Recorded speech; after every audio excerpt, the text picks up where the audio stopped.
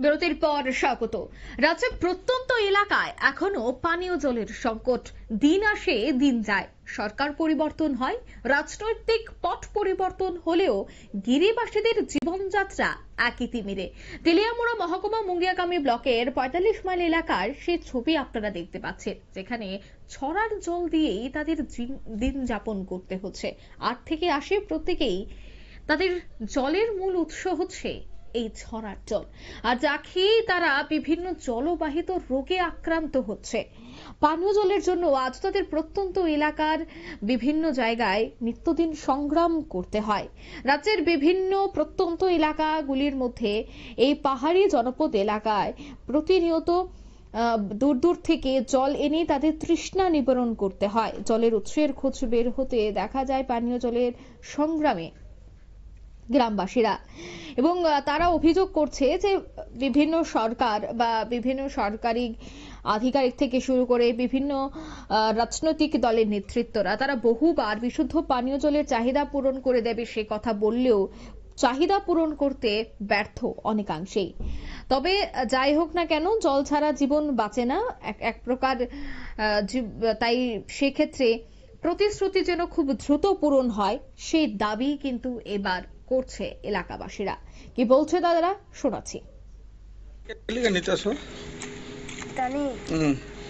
আমি বাংলা ভাষা পারেন না তো তামনি বাগে তুই আর ওনানি nok tangani antin bangai na umotino কাম খাই nok tanggu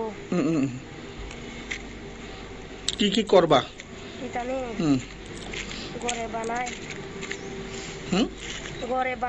এটা রান্না করবা? এই জল দিয়ে রান্না করবা? মা বাবারে নিয়ে দিবা? আর জল নাই তোমরা এদিকে? হ্যাঁ, জল নাই? গাড়ি দিয়ে জল আয়নি? কোন সময়?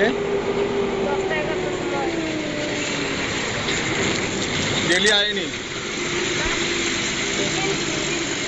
হ্যাঁ, মানে একদিন আইলে 3 দিন আয় না?